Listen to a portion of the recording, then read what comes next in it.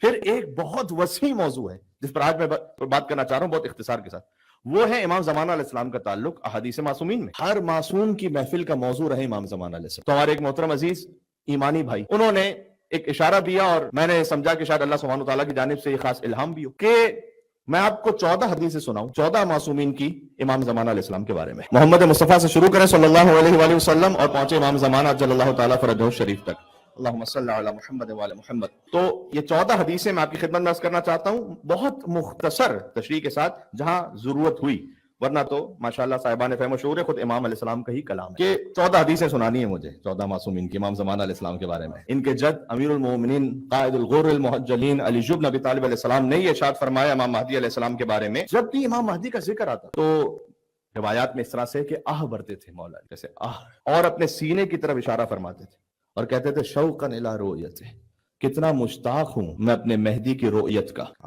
مولا علی علیہ السلام مشتاق ہیں اپنے فرزند حضرت حجت کی رؤیت کے، سبحان اللہ۔ پھر فرمایا کیا کہنا، وہ تو خود علی بن ابی طالب ہی کا نور اور خون ہے۔ پھر فرمایا ان کے اصحاب کے لیے، امام مہدی کے اصحاب کے لیے، فرمایا میرے ماں باپ قربان ہو جائیں ان افراد پر کہ جو زمینوں میں مجہول ہیں لیکن آسمانوں میں معروف ہے، یعنی ابھی زمین والے پہچانتے نہیں انہیں۔ یہ اشارہ ہے امام مہدی علیہ السلام کے اصحاب کی طرف، جو زمین میں مجہول ہے آسمان میں معروف ہے، آسمان کی مخلوقات جانتی ہیں، میرے ماں باپ قربان ہو جائے۔ یہ مولا علی بن ابی طالب کا جملہ ہے۔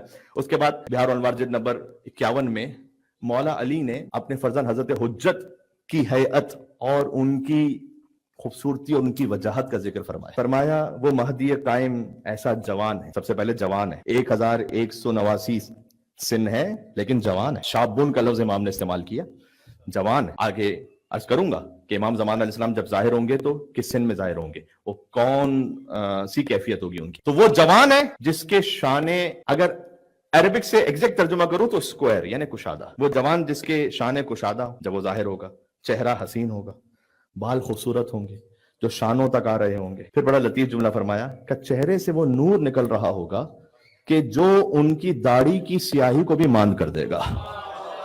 فرمایا میرے بابا قربان ہو جائیں بہترین خاتون کے اس فرزند پر، یعنی بی بی نرجس خاتون کو سلام کیا یہاں مولا علی بن ابی طالب علیہ السلام نے، میرے بابا ابو طالب قربان ہو جائیں بہترین خاتون یعنی بی بی نرجس خاتون کے اس فرزند پر۔ میں نے کہا نا آپ سے کہ ائمہ کی محفلوں میں آپ دیکھیں کس شان و شوکت سے ذکر امام زمانہ علیہ السلام کا، سبحان اللہ۔ آئیے اس بی بی کا ایک کلام سناؤں آپ کو کہ وہ ہیں ہی فرزند فاطمہ یوسف زہرا۔ کم از کم جو شباہتیں بی بی فاطمہ اور امام زمانہ علیہ السلام میں لکھی گئی ہیں، میں خالی القاب کی بات کروں نا، 20 القاب بی بی فاطمہ اور امام زمانہ کے جو مشترک ہیں، 20۔ حتیٰ امام زمانہ کا ذکر بی بی فاطمہ کی تسکین کا سبب ہے، خطابتاً نہیں کہہ رہا، روایت سے کہہ رہا ہوں۔ جب حضور مکرم کا وقت آخر تھا اور بی بی سیدہ گریہ فرما رہی تو باپ اپنی بیٹی کو تسلی کیسے دے؟ تو سوال کیا کہ اے بیٹی آپ کی اس وقت اس شدت سے گریہ کا سبب کیا ہے؟ کہ بابا میں سوچ رہی ہوں کہ آپ کے بعد جو مصائب آنے والے ہیں اور حق ولایت چھین لیا جائے گا اور خلافت کو غصب کر لیا جائے گا۔ اس وقت حضور مکرم نے فرمایا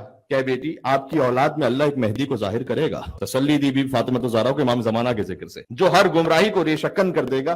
یعنی جہاں کہیں آپ امام زمانہ علیہ السلام کا ذکر کریں تو تسلی قلب فاطمہ الزہرا سلام اللہ علیہا ہے، سبحان اللہ۔ آئیے امام حسن علیہ السلام نے ذکر حضرت مہدی کیسے کیا، حضرت خضر سے تشبیہ دی ایک موقع پر، میں مختصر کر رہا ہوں۔ امام حسن علیہ السلام نے سلوک کی تھی نا معاویہ سے، تو اس وقت بعض اپنے بھی آ کر ملامت کرتے تھے امام کو، سمجھ نہیں پاتے تھے سلسلہ امامت میں کہ منصوص من اللہ ہے، کھڑے ہو تو رسول کے نائب، بیٹھے ہو تو رسول کے نائب۔ لیکن فرمایا کہ امام حسن علیہ السلام نے، کیونکہ جب وہ ملامت کرتے تو امام نے کہا کہ ہم میں سے ہر امام اپنے زمانے کے سلاطین سے مظلوم واقع ہوگا، ہر امام پر ظلم ہوگا سوائے اس کے کہ جس کے پیچھے عیسیٰ روح اللہ نماز پڑھنے والے ہیں، اس پر سلاطین ظلم نہیں کر پائیں گے۔ یہ امام نے کہا اللہ سبحانہ و تعالیٰ کا وعدہ ہے، کیا کہنے۔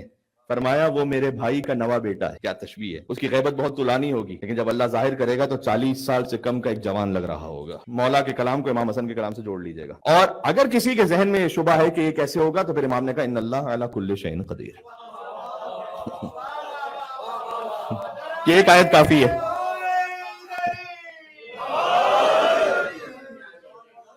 جو امام زمانہ علیہ السلام کے وجود پہ شک کرتے ہیں در حقیقت وہ قدرت خدا پہ شک کر رہے ہیں۔ یہ حدیث میں نے پڑھی آپ کی خدمت میں کمال الدین و تمام النعمہ سے، شیخ صدوق رحمۃ اللہ علیہ کی کتاب ہے، جلد نمبر 1 صفحہ نمبر 316 پر۔ اچھا اس کتاب کو میں نے حوالہ کیوں دیا؟ باقی حدیثوں کا شاید حوالہ اتنا نہ دے پاؤں لیکن اس حدیث کا حوالہ اس لیے دے رہا ہوں کہ कमालुद्दीन व तमामुन नेमा वो किताब है कि जो खुद इमाम ज़मान अलैहिस्सलाम के हुक्म से लिखी, शेख सदूक ने। अच्छा, शेख सदूक मौला रजा की ज़ियारत पर गए मशहद मुक़द्दस, वहां से कहते हैं कि मैं आया निशापुर, तो वहां लोगों ने मुझसे सवाल करना शुरू किया इमाम की गैबत के बारे में, और कुछ लोग डाउट में थे। देखिए, अब ये इमाम अलैहिस्सलाम से मुत्तसिल जमाना है शेख सदूक का, तो उस वक्त तक का जमाना वो था कि जब इमाम सामने होते थे तो लोगों को इतना यकीन नहीं था कि कोई इमाम भी और गैबत में हो, तो उनके दिल में शुबहात थे। तो शेख सदूक कहते हैं कि मैंने कुछ जवाबात दिए उन्हें, और जब मैं सोया तो मैंने ख्वाब में इमाम ज़मान अलैहिस्सलाम को देखा, और इमाम ने मुझसे ये कहा कि तुम मेरी गैबत पर किताब क्यों नहीं लिखते, जिससे अल्लाह, गैबत पर किताब लिखने से इमाम को फायदा होगा या शेख सदूक को? फरमाया तुम मेरी गैबत पर किताब क्यों नहीं लिखते, जिससे अल्लाह तुम्हारी हाजतों को पूरा कर देगा,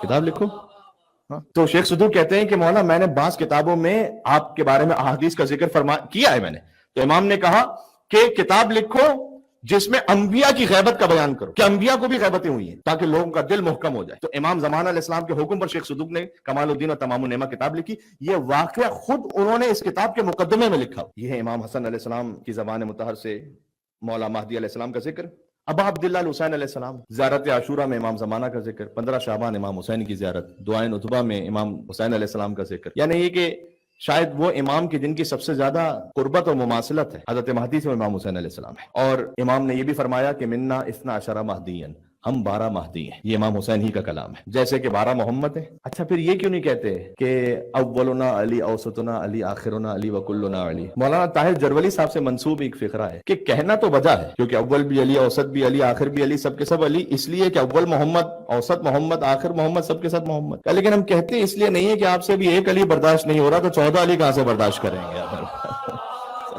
अलबत्ता नाम में अली के सिलसिले में कोई हदीस मौजूद नहीं, लेकिन मोहम्मद के सिलसिले में हदीस मौजूद है सल्लल्लाहु अलैहि वसल्लम। और महदी, मिन्ना इस्ना अशरा महदी है, ये इमाम हुसैन का कलाम है, हम 12 महदी हैं। महदी का मतलब है जो अल्लाह की जानिब से हिदायत याफ्ता हो, इसलिए हर इमाम हादी भी है, हर इमाम महदी भी है। हादी यानी हिदायत देने वाला, महदी यानी जैसे अल्लाह ने हिदायत अता की भी है। इसलिए आपको यहां से दुआ दे रहा हूं, नजफ ऐशर जाए मौला अली की ज़ियारत पर, तो वहां मौला अली को ऐसे सलाम करें जो मौला की ज़ियारत के, अस्सलामु अलैका अबल हादीन अल महदीयीन, ऐ तमाम हादियों और तमाम महदियों के बाबा आप पर सलाम हो। ये मौला अली अलैहिस्सलाम की ज़ियारत। और अब अब्दुल्लाह हुसैन अलैहिस्सलाम ने ही फरमाया सैफुम मिन सुयूफिल्लाह, एक तवील कलाम का एक इख्तिबास पढ़ रहा हूं इमाम महदी के बारे में, कि वो अल्लाह की तलवारों में से एक तलवार है। यानी तमाम अइम्मा अलैहिस्सलाम अल्लाह की तलवार है, वो भी अल्लाह की तलवारों में से एक तलवार है। अब तलवार है का मतलब क्या है? एक खूंखारी का तस्वुर है यहाँ पर का? नहीं, अल्लाह की तलवारों में से एक तलवार है, और याद रखो बख्शने वालों का सरदार है। तो एक तरफ से वो करीम इमामों का वारिस है, बख्शने वालों का सरदार है, लेकिन अल्लाह की तलवारों में से एक तलवार है, यानी अल्लाह की रहमत का मजहर भी है और अल्लाह के गजब का मजहर भी है इमाम ज़मान अलैहिस्सलाम। और ये भी फरमाया कि वो 5 अलामतें कि जिनके बाद इमाम का ज़ुहूर हतमी है। वो मैं उस तफसील में नहीं जाना चाहता, थोड़ी सी मैं उस बारे में आपसे बात कर चुका हूं कि दुनिया के तमाम हालात को फिट ना करने की कोशिश करें इमाम ज़मान अलैहिस्सलाम के ज़ुहूर पर। यमन में ये हुआ, इमाम की अलामत पूरी हो गई। पाकिस्तान में ये हुआ, इमाम की अलामत पूरी हो गई। अब्दुल्ला मर गए, इमाम की अलामत पूरी हो गई। एक के बाद एक व्हाट्सएप मैसेजेस, इसी पर ही खुतबे, इसी पे ही तकरीरें। ये आफात अकीदा महदवियत में से एक है, याद रखिएगा। हजरत महदी अलैहिस्सलाम के अकीदे को इससे नुकसान पहुंचने का शदीद अंदेशा है कि अगर हमने हर वाक़े को अपनी मर्जी से फिट किया इमाम ज़मान अलैहिस्सलाम के ज़ुहूर पर, नहीं, इसलिए कि अगर मुझ जैसे ये कहते रहेंगे 20-25 साल तक, 50-100 साल तक, और अल्लाह सुब्हानहू व तआला की अगर मशीयत में कि इमाम का ज़ुहूर मिसाल के तौर पर 500 साल बाद होना है, किसी को नहीं मालूम कब होना है, तो एक वक्त में जवान डाउट में आएगा सुनने वाले कि जो 100 साल से कहा जा रहा है कि ये वाकया पूरा हो गया तो इमाम आने वाले हैं, ये वाकया पूरा हो गया तो इमाम आने वाले हैं, वो वाकया हो गया तो इमाम आने वाले हैं, तो ये कब आने वाले? और अहादीस की रोशनी में कह रहा हूं कि फिर एक मर्तबा सवाल होगा कि कहीं वो दुनिया से चले तो नहीं गए, क्या वो हैं भी या नहीं है। इसलिए इमाम के ज़ुहूर की जो हतमी अलामत है ना, कन्फर्म खुरूज सुफियानी है, खुरूज यमानी है, आसमान से एक आवाज का आना है, खस्फ़े बैदा यानी मक्का और मदीना के दरमियान एक सरजमीन का धस जाना है, और कत्ल नफ्स ज़किया। इस पर मैं जुमे के खुतबे में चूंकि बात कर चुका हूं, लिहाजा तफसील में नहीं जाऊंगा। फकत एक फिक्रा, चूंकि आप बड़ी तवज्जो से मेरे ख्याल में सुन रहे हैं, इस बात को देख रहे हैं। कत्ल नफ्स ज़किया का मतलब यह है कि पाकीज़ा तरीन नफ्स में से एक शख्स के जो सादात में से है, वो हजर अस्वद और मकाम इब्राहिम के दरमियान कत्ल होंगे। और इमाम ने फरमाया कि आदम से लेकर खातम तक और कायम तक खाने काबा की ऐसी बेहुरमती नहीं हुई होगी जैसे उस वक्त होगी। और उस वक्त इमाम अलैहिस्सलाम फरमाएंगे कि अब हुज्जत तमाम हो चुकी है, और अब ये इमाम की ज़ुहूर की हतमी अलामत में से कंफर्म। तो इसलिए मोहतात रहे, इमाम के मुंतजिर रहे, लेकिन ये भी फरमाया हलकल मुस्ताजिलून, बेसब्री करने वाला हलाक हो। हदीस पढ़ रहा हूं, हदीस क्या शान है। मौला ज़ैनुल आबिदीन का नाम गिरामी सामने आया, अल्लाहुम्मा सल्ली अला मुहम्मद व अला मुहम्मद। مولانا زین العابدین تو وہ ہیں جنہوں نے دربار یزید میں اپنے محکم خطبے میں امام مہدی کو یاد کیا ہے. وہاں پر کیا شان ہے واقعا. فرمایا کہ اوتینا ستن وفضلنا بسبع، اللہ نے ہمیں 6 فضائل عطا کیے اور 7 وہ ہستیاں عطا کی ہمارے خاندان میں کہ جو اور کسی خاندان میں نہیں ہے. فرمایا جو ہمیں اللہ نے عطا کیا، اوتینا العلم والحلم والسماحہ والفصاحہ والشجاعہ والمحبہ فی قلوب المؤمنین. اللہ نے ہمیں علم دیا ہے، اس کے ساتھ حلم صبر دیا ہے، فصاحت دی ہے، شجاعت دی ہے، سماحت کا سادہ ترجمہ ہے سخاوت، ورنہ سماحت کی جو گہرائی ہے وہ کچھ اور ہے. سماحت کی گہرائی پتہ کیا ہے؟ میں اشارہ کر دوں کیونکہ سطح سماحت بھی آہستہ آہستہ بلند ہونا چاہیے نا. سماحت کا ایک مطلب ہے سادہ سخاوت، ویسے گہرائی میں مطلب ہے کہ دیکھتے ہوئے بھی کسی کے گناہ کو، جرم کو اگر ذاتی معاملے میں ہے تو اگنور کر دینا. کئی اللہ نے ہمیں عطا کیے، مولا کہنا چاہ رہے ہیں کہ ہم دیکھتے ہیں سب لیکن ایسے کہ جیسے نہ دیکھو. یہ ہے سماحت. کاش یہ صفت آ سکے ہم میں. واقعاً والمحبہ فی قلوب المؤمنین، اور اللہ نے محبت عطا کی ہے مومنین کے دلوں میں ہماری. یہ اللہ نے ہمیں عطا کی ہے.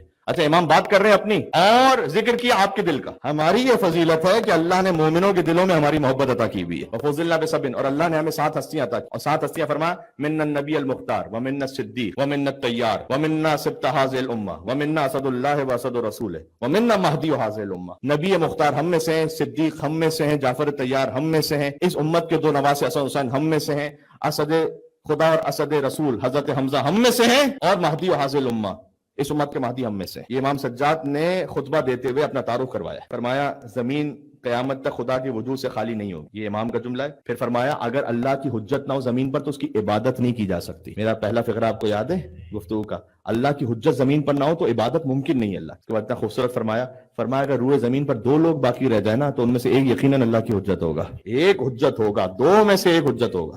اور اب آخر علوم علیہ السلام فرماتے ہیں جب وہ ظاہر ہوں گے تو خانہ کعبہ کی دیوار سے ٹیک لگائے ہوں گے، ان کے گرد 313 صاحب جمع ہوں گے اور سب سے پہلے اس آیت کو پڑھیں گے کہ بقیت اللہ خیر لکم ان کنتم مؤمنین. وہی آیت کے جس کا حوالہ ہم نے آپ کی خدمت میں پیش کیا. فرمایا کہ میں دیکھ رہا ہوں میرے قائم کے اصحاب کو اجل اللہ تعالیٰ فرج و شریف کہ شرق و غرب کا انہوں نے احاطہ کیا ہوا. دنیا میں کوئی ایک شے ایسی نہیں کہ جو ان کی اطاعت میں نہ ہو. کن کی اطاعت میں؟ قائم کے اصحاب کی. صادق علیہ محمد نے فرمایا کہ جو مر جائے اور ظہور کے امر کا منتظر ہو ویسا ہے کہ جیسے قائم کے خیمے میں ان کے ساتھ رہ رہا ہو. یعنی صلوات کا حق بنتا ہے یہاں پر محمد وعلی محمد صلی اللہ علیہ وسلم. کیفیت انتظار کو رکھیں، یعنی ایک تڑپ ہے کہ کچھ کمی ہے. ہاں یہ امام نے فرمایا جب تک ہم اہل بیت بیٹھے ہوئے ہیں زمین سے لگے رہو. مولا کا کلام. جب ہم اٹھ جائیں تو تم بھی اٹھ جاؤ. انتظار کیسے کرنا ہے وہ سمجھایا امام. مولا موسی کاظم علیہ السلام کا فرمان ذیشان ہے اللہم صلی علی محمد وعلی محمد. یہی فقرے آپ کو ریپیٹ ہو کے ملیں گے اب جو آ رہے ہیں کہ غیبت میں کرنا کیا ہے. خوش بحال ان شیعوں کے لیے جو غیبت کے زمانے میں ہماری محبت سے متمسک، بار بار یہ فقر ہمارے دشمنوں سے برات رکھتے ہیں، وہ ہم سے ہیں ہم ان سے. یہ حسین منی وانا من حسین کی منزل ہے. وہ عصمت کبریٰ کی بات ہے اور یہاں پر امام اور مامون کا جو رشتہ ہے فرمایا وہ ہم سے اور ہم ان سے. اگر تم ہماری محبت سے متمسک ہو اور ہمارے دشمنوں سے برات رکھتے ہو دل میں. بہت غور کیجئے گا اس بات. جی صادق علیہ محمد سے کسی نے پوچھا کہ مولا جب غیبت طولانی ہو جائے اور امر مشکوک ہو جائے کہ کیا کرنا ہے تو کیا کریں؟ کوئی ایک بات کہہ رہا ہے، کوئی دوسری بات کہہ رہا ہے، کوئی ایک فلسفہ کوئی دوسرا فلسفہ، کوئی ایک نیریٹو کوئی دوسرا نیریٹو، کیا کریں؟ امام نے کہا احب من کنت تحب ابغض من کنت تبغض. اسی سے محبت کرتے رہو جن سے کر رہے تھے، انہی سے بغض رکھتے رہو جن سے رکھ رہے تھے. گفتگو تمام ہو رہی ہے. امام رضا علیہ السلام نے فرمایا میرے ماں باپ قربان اس پر جو میرے جد کا ہم نام ہے. جد کا ہم نام ہے یعنی محمد صلی اللہ علیہ وآلہ وسلم کے ہم نام ہے، جو میری اولاد میں چوتھا ہے. امام رضا فرمایا آپ کو یاد ہے دیبل نے ایک مرثیہ سنایا تھا امام رضا علیہ السلام کو، جس میں امام رضا علیہ السلام نے ایک شعر کا اضافہ کیا تھا. میں مصائب میں پڑھ چکا ہوں یہاں سے. تو دیبل کو کوئی تحفہ بھی تو دینا تھا نا امام کو. یقین جانیے گا اہل بیت آپ کو اس سے بڑا تحفہ دے نہیں سکتے کہ کوئی ایسی بات کہہ دیں کہ وہ آپ کو اپنی ولایت سے قریب کر دے. اس سے بڑا تحفہ نہیں کوئی. فرمایا اے دیبل تم نے مرثیہ پڑھا ہے نا ہمارا، افاطمو یبن القومی یبنت الخیر فندبی نجوم سماوات بارض فلات قبور بکوفان و اخرى بطیبہ وقبر بفخ لها صلوات. یہ جو پورا دیبل نے مرثیہ پڑھا اور امام رضا علیہ السلام نے شعر کا اضافہ کیا وقبر بتوس یا لها من مصیبت. یہ پورا مرثیہ. کہ دیبل سنو میرے بعد حجت محمد ہے یعنی محمد تقی صلی اللہ علیہ وآلہ وسلم، ان کے بعد علی ہیں یعنی علی النقی، ان کے بعد حسن ہے، ان کے بعد حجت قائم ہے. یہ دیبل کو سکھا رہے ہیں इमाम रजा याद रखिएगा, फरमाया और देबिल ये याद रखो कि अगर दुनिया की जिंदगी में एक दिन भी रह जाएगा ना तो ये अल्लाह का वादा है कि उस दिन को इतना तूलानी करेगा कि उस कायम को जाहिर करेगा, और अल्लाह सुब्हानहू व तआला उस वक्त तक कयामत को नहीं लाएगा जब तक कि उस कायम की हुकूमत कायम ना हो जाए और वो दुनिया को अदालत से पुर ना कर दे। ये इमाम रजा ने देबिल को समझाया। इमाम रजा के फर्जंद मौला मोहम्मद तकी अल-जवाद अलैहिस्सलाम फरमाते हैं इमाम महदी के बारे में, सकर इब्न अबी दुलफ से रिवायत, मैं चाहता था सिर्फ रिवायात पढ़ो, अपने कोई बात ही करने की क्या जरूरत, हमारी औकात क्या है कि इमाम ज़मान अलैहिस्सलाम के बारे में कुछ कहते फिरेंगे। बात वो हो कि जो वसल है चश्मे तहारत से। मैं लेके चलूं आपको इमाम हुसैन के आशूर के दिन के खुतबे पर। आशूर के दिन अब अब्दुल्ला हुसैन कह रहे हैं, फरमाया कि जब हमारे महदी का ज़हूर होगा ना तो जमीन पर कोई नाबीना, कोई डिसेबल, कोई मुसीबत में मुब्तला रह नहीं जाएगा मगर हम अहले बैत के वसीले से अल्लाह उसे शिफा दे देगा, यानी कोई डिसेबल नहीं होगा। फरमाया इमाम हुसैन कह रहे हैं दरख्तों पर इतने फल होंगे कि शाखें झुक झुक कर टूट रही होंगी और तुम सर्दियों के फल गर्मियों में खा रहे होगे और गर्मियों के फल सर्दियों में खा रहे होगे। ये फरमाया जब हमारा कायम आएगा तो ये सब हो जाएगा। बात को तुलानी नहीं करना चाहता, मौला हसन अस्करी अलैहिस्सलाम तक बात पहुंच गई, वो तो खुद वाले थे इमाम ज़मान अलैहिस्सलाम के। एक पूरा थीसिस मैंने इस बात पर पढ़ा, इमाम हसन अस्करी अलैहिस्सलाम की 40 हदीसें इमाम ज़माना पर। सुना आपने क्या मौजू था? इमाम हसन अस्करी अलैहिस्सलाम की फकत 40 हदीसें इमाम ज़मान अलैहिस्सलाम पर। घबराना नहीं है, 40 नहीं पढ़ रहा, एक पढ़ रहा हूं, इस पर भी सुभान अल्लाह बनता था। अहमद बिन इसहाक अशअरी पहुंचे 11वें इमाम के पास, कहा मौला आपके बाद अम्र इमामत किसके पास है? फरमाया जमीन हजरत आदम के जमाने से हुज्जत से खाली नहीं होगी, हजरत आदम के जमाने से आज तक हुज्जत से खाली नहीं हुई, ना कभी होगी। फरमाया कि मौला कौन है फिर आपके बाद? फरमाया मेरा फर्जंद। इमाम पर्दे में थे, अभी भी पर्दे गैबत में, उस वक्त गोया 3 बरस का सिन था इमाम जमाना का। इमाम हसन अस्करी की शहादत हुई तो इमाम जमाना का सिन 5 बरस था, यानी जो कुछ इमाम हसन अस्करी ने फरमाया है वो इमाम जमाना की 5 साल के अंदर अंदर है। फरमाया मौला मुझे दिखाएंगे? अहमद बिन इसहाक अशअरी कह रहे हैं दिखाएंगे मौला मुझे। रिवायत का जुमला है कि इमाम उठे मुस्रिअन, जल्दी से फौरन अंदर गए, व अला आतिक़िही गुलामुन, एक बच्चे को लेकर आए जो इमाम के शाने पर था, छोटा बच्चा। हाजा साहिब हो, इमाम ने फरमाया ये तुम्हारा साहिब है मिन बादी, मेरे बाद। क्या अजीब जुमला का इमाम ने फरमाया, सारे जुमलों को छोड़कर पढ़ रहा हूं ये वाला फिक्रा कि ए अहमद बिन इसहाक बिन साद अशअरी, अगर तुम्हारी इज्जत न होती ना अल्लाह की निगाह में और हम हुज्जतों की निगाह में तो कभी ना दिखाता अपने फर्जंद महदी को तुम्हें। ये जो तुम्हारी इज्जत है ना अल्लाह की निगाह में, इस खातिर मैंने दिखाया है। अहमद बिन इसहाक इमाम है, यकीन आ गया, लेकिन इब्राहिम अलैहिस्सलाम भी तो कह रहे थे ना लाकिन लियत्मइन्ना कल्बी, वाला कुछ तो निशानी हो कि दिल को भी तो इत्मीनान हो। अभी ये सोच रहे हैं कि अहमद बिन इसहाक का बयान है कि उस 3 साल के बच्चे ने बोलना शुरू किया, अना बकियतुल्लाह फी अर्ज़े, मैं बकियतुल्लाह हूं अल्लाह की जमीन पर और अल्लाह के आदा से इंतकाम लेने वाला मैं हूं। फिर कहा मुझे मेरा नाम लेकर ए अहमद बिन इसहाक, जब दलील आ जाए तो फिर शक ना किया करो। 13 हदीस हो गई, 14वीं हदीस सुन लीजिएगा खुद हजरत हुज्जत के बारे में। फरमाया हम तुम्हारे हालात से बेखबर नहीं है, इमाम की तौक़ी, हम तुम्हारी खबर गिरी से गाफिल नहीं है। फिर इसके बाद इमाम ने फरमाया वगैर नासीना लिज़िक्रिकुम, फरमाया कभी ऐसा नहीं होता कि हम तुम्हारी याद में ना रहे। या अल्लाह, कहते हम हमेशा तुम्हारी याद में होते, कभी ऐसा नहीं होता कि हम तुम्हारी याद में ना रहे। अगर हम तुम्हारी रियायत ना करते ना तो याद रखो बलाएं तुम्हें घेर लेती और दुश्मन तुम्हें कला कमा कर चुके होते, खत्म कर चुके। ये जो तुम अब तक बचे हुए, इमाम ने कहा कि हम तुम्हारी याद से गाफिल नहीं, इसलिए। हाय हाय हाय, आप सोचिए बनी उमैया, उनसे पहले, उनके बाद बनी अब्बास, ये सब जुल्म करते रहो, आज तक हो रहा है। आप किसी भी बच्चे से पूछिए आजादारी कम हो रही है या बढ़ रही, तो ये बढ़ कैसे रही? इस कौम पर इतना जुल्म हो रहा है, जियारत कम हो रही है या बढ़ रही है? इमाम ने कहा हम चूंकि तुम्हारी याद से गाफिल नहीं है ना, इसलिए ये सब कुछ है। अगर हम तुम्हारी रियायत ना करते तो दुश्मन तुम्हें उखाड़ के फेंक चुके हो। एक एक बूंद मदयून है हजरत हुज्जत की, एक एक लुकमा, एक एक बूंद। आप पर मौला हजारों सलाम हो। तो मैं चाहता हूं कि इमाम ही के कलमात से इख्तिताम करूं, जैसे इमाम जमाना ने इमाम हुसैन को सलाम किया, सलाम उस पर कि जिसे उसके खून से गुस्ल दिया गया। ये इमाम जमाना ही कह सकते हैं अब अब्दुल्ला हुसैन अलैहिस्सलाम को। सलाम उस पर जिसे हर तरफ से नेज़े लगाए जा रहे हैं। ये ज़ियारत नाहिया के फिक्रे हैं जो पढ़ रहा हूँ। ये क्यों आज पढ़ रहा हूँ? इसलिए कि खुद इमाम जमाना ही ने तो फरमाया है कि मैं सुबह और शाम आप पर गिरिया करता हूँ, यानी कोई सुबह ऐसी नहीं गुजरती, कोई शाम ऐसी नहीं गुजरती कि जिसमें ए मेरे जद हुसैन मैं आप पर गिरिया ना करूँ, और पानी के आंसुओं के बजाय फिर खून बहाता हूँ, यानी खून के आंसू बहाता हूँ। ये ज़ियारत नाहिया का फिक्रा है। आयतुल्लाह मौसिल हकीम से बात मंसूब है कि किसी मद्दाह ने उनसे ये पूछा कि जो इमाम ज़माना ने ज़ियारत नाहिया में कहा है कि मैं खून के आंसू बहाता हूँ, ये मुहावरतन है या हकीकतन है? तो उन्होंने एक रोज़ा खान मसाइब पढ़ने वाले से कहा कि तुम मसाइब पढ़ना शुरू करो मेरे जद हुसैन के।